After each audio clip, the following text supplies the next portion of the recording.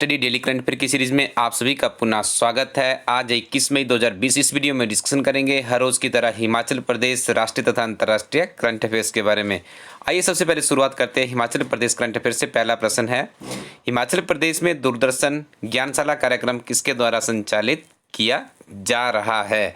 तो याद रखिएगा, शिक्षा विभाग की एक मुहिम है कि जो उनके पास अभ्यर्थी है उनकी पढ़ाई लॉकडाउन में किसी भी तरह से बाधित ना हो। एक चीज़ को आपने यहाँ पे कंफ्यूज नहीं होना है। प्रश्न यदि आपसे पूछा जाता है कि दूरदर्शन ज्ञानशाला कार्यक्रम किसके द्वारा संचालित किया जाता है, तो आप इसका सही उत्तर करेंगे एजुकेशन डिपार्टमेंट। दूसरी तरीके से आपसे प्रश्न इस तरह से भी पूछा जा सकता है कि लर्निंग फ्रॉम होम हर घर पाठशाला कार्यक्रम किसके द्वारा संचालित किया जा रहा है, तो आप इसका उत्तर करेंगे शिक्षा विभाग। हो सकता है किसी बड़ी परीक्षा में ये प्रश्न आपको इस तरह से देखने को मिले कि भारत के किस राज्य में हर घर पाठशाला कार्यक्रम के अंतर्गत लॉकडाउन केस में विद्यार्थियों को पढ़ाया गया, तो आप उसका उत्तर करेंगे हिमाचल प्रदेश शिक्षा विभाग। हिमाचल प्रदेश सरकार द्वारा सभी 12 जिलों में 20 मई 2020 से कर्फ्यू में कितने घंटे की ढील देने का निर्णय लिया गया है? थोड़ा सा अपने दिमाग के ऊपर स्ट्रेस दीजिए। ज़्यादा महत्वपूर्ण प्रश्न तो नहीं है, लेकिन देखिए ऐसे प्रश्न है जो हमारे आसपास ही घूमते हमें पता होना चाहिए। सरकार ने निर्णय लिया है कि अब कर्फ्यू के दौरान उन्हें 8 घंटे की रिलीफ दी जाएगी। हिमाचल प्रदेश में कहाँ पर ऐतिहासिक इंडियन कॉफ़ी हाउस स्थित है? The right answer is mall road Shimla. यहीं पे वर्ष 2017 में नरेंद्र मोदी जी के द्वारा चाय भी पी गई थी जब जयराम सरकार ने रिज मैदान पे ओथ ली थी और उस टाइम वो वहाँ पे शरीक हुए थे। याद रखिए, काफ़ी हिस्टोरिकल प्रश्न है। आगे डिस्कशन करेंगे national and world current affairs के बारे में। पहला प्रश्न है, हाल ही में भारत के किस पड़ोसी देश द्वारा काला पानी, लिम्पियाथुरा और लिप्पू लेक को अपने देश के मानचित्र पर दर्शाया है? इस देश का नाम है नेपाल। लेकिन मैं आपको बता दूं कि मानचित्र के ऊपर दर्शाने से कोई जो भी क्षेत्र है वो आपका नहीं हो जाता है।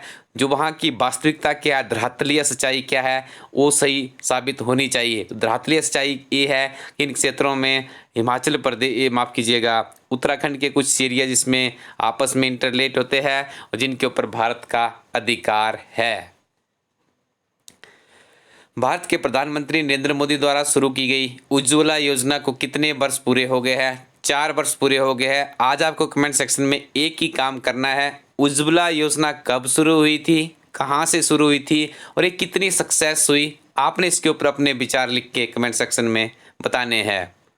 देश के कूड़ा मुक्त शहरों की 5 स्टार रेटिंग में किन शहरों को जगह बनाई गई है? आपने बताना है कि भारत के ऐसे कौन कौन से शहर है जो कूड़ा मुक्त में जो 5 स्टार रेटिंग है उसमें अव्वल आए हैं। उन शहरों के नाम है अंबिकापुर, राजकोट, मैसूर, इंदौर और नवी मुंबई।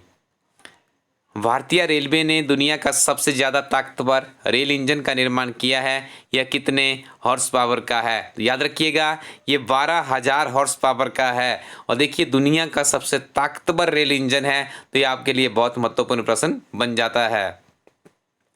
भारतीय सेना द्वारा सामान्य नागरिकों को कितने साल के लिए सेना में शामिल करने के संबंधित एक प्रस्ताव पर विचार किया जा रहा है? तो 3 साल का यहाँ पे प्रावधान जो हमारी आर्मी है उसके द्वारा करने का एक प्रस्ताव रखा गया है कि यदि जो भी टैलेंट है हमारे भारत का, देखिए बहुत से लोग ऐसे इंटरेस्टेड रहते हैं कि जो मेरा क्लेवर है, जो मेरी इंटेलिजेंस है, वो मैं पूरी उम्र के लिए आर्मी में तो समर्पित नहीं करना चाहता, लेकिन यदि कुछ समय के लिए मुझे मौका दिया जाए तो डेफिनेटली मैं वहाँ पर जाके काम करना चाहता हूँ। तो ऐसे युवकों के लिए ये काफ़ी सुनहरा मौका हो सकता है और इससे देखिए भारतीय आर्मी का भी फायदा होने वाला है। उनको काफ़ी टैलेंटेड एक देश का जो यूथ है वो मिल सकता है।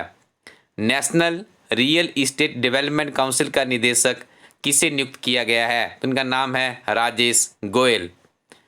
पद्म भूषण पुरस्कार से सम्मानित और किस देश के राष्ट्रीय प्रोफेसर अनी सुजमान का 83 वर्ष की आयु में निधन हो गया? उनका नाम है, इनकी कंट्री का नाम है बांग्लादेश। याद रखिएगा, ये राष्ट्रीय प्रोफेसर अनी सुजमान इनका नाम था। This is very important. Students, यदि आप किसी परीक्षा की तैयारी कर रहे हैं तो आप हमारी टीम द्वारा तैयार की गई सॉफ्ट कॉपी और हार्ड कॉपी की फॉर्म में जो अध्ययन सामग्री है उसका लाभ जरूर उठाइएगा, क्योंकि ये विभिन्न तरह की प्रतियोगी परीक्षाओं के लिए बहुत इंपॉर्टेंट है। ये काफ़ी अनुभवी अध्यापकों के द्वारा इसे तैयार किया जाता है।